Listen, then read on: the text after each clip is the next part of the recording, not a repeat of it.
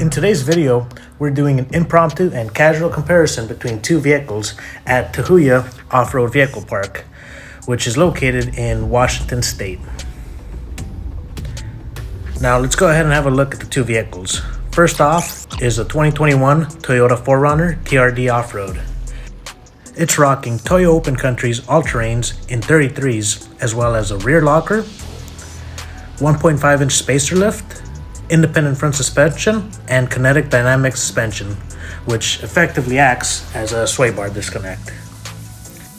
Next up, we have the 2020 Jeep Wrangler Rubicon Unlimited.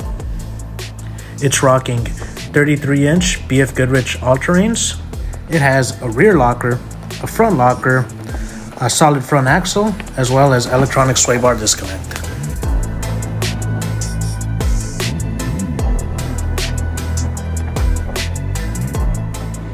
Let's talk some numbers.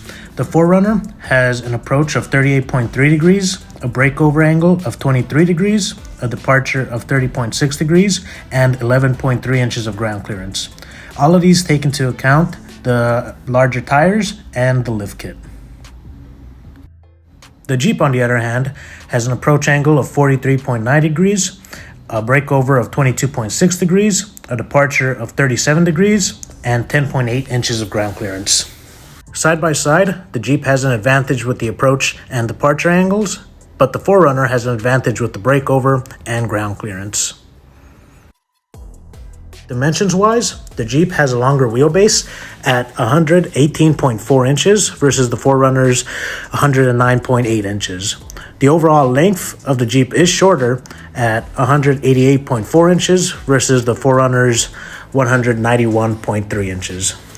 The Jeep is also narrower at 73.9 inches versus the 4Runner's 75.8 inches.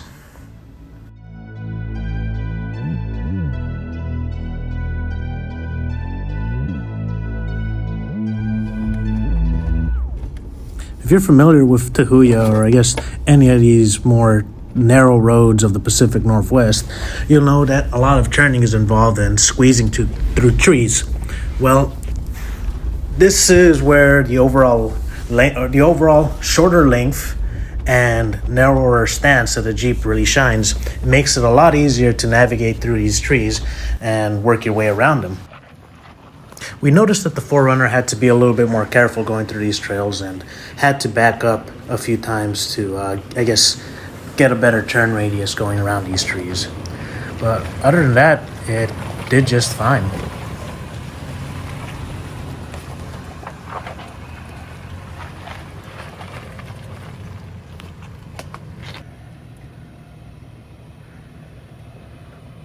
Alright, now let's talk about articulation.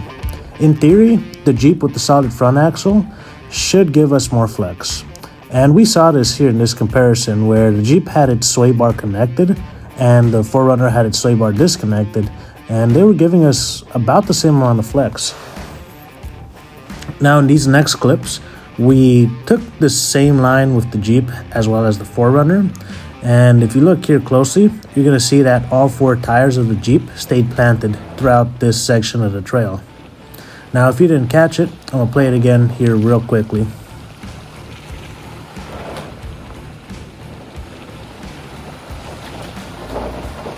And now here comes the 4Runner doing a similar line on the same section of trail.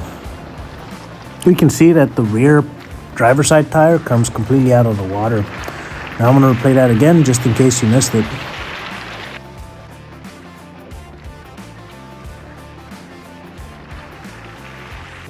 As we continued to the trail, we saw more of the same, where the 4Runner was lifting a tire here and there while the Jeep continued to stay planted.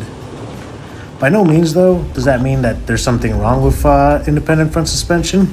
It just means that the Jeep just has more articulation when it comes to this.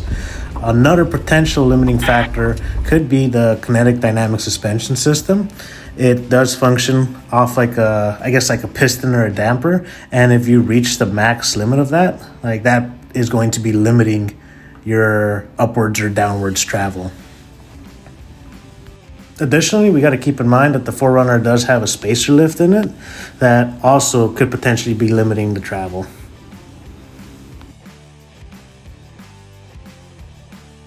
But of course, the drawback to the solid front axle is the comfort and ride quality of it.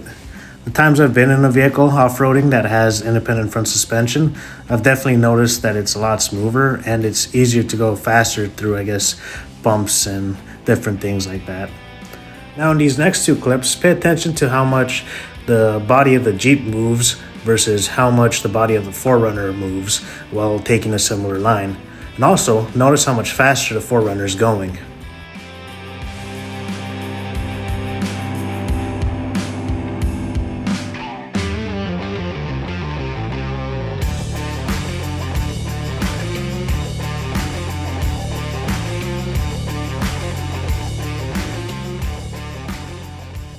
And now let's go over ramp angles.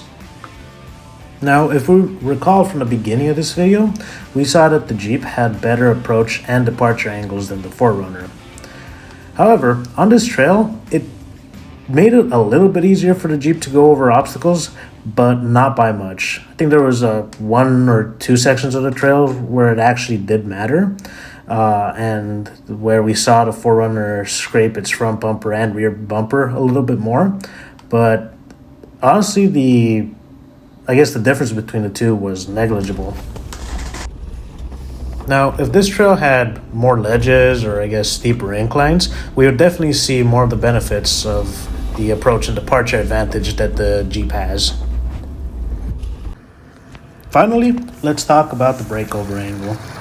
Now, last time I was on this trail, I high-centered twice actually, going over a similar obstacle to what we're seeing here.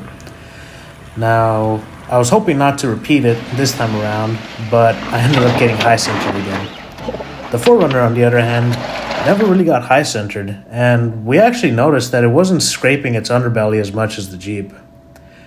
Now, after doing the math, we saw that it had a better breakover angle as well as more ground clearance than the Jeep, so I think that definitely helped out. But I also think it's important to note that with as simple of a modification as a spacer lift, as a 1.5-inch spacer lift, and slightly larger tires, drastically improved the breakover and ground clearance, and subsequently the ability of this 4Runner to go over obstacles. So I think that was definitely, impressive to see. Well, there you have it. In conclusion, on trails that look like the one in this video, you really can't go wrong with the Jeep Wrangler Rubicon Unlimited or the Toyota 4Runner TRD Off-Road. But that does it for this video. Feel free to like and subscribe if you like this content. But other than that, have a good rest of your day. Thanks for watching.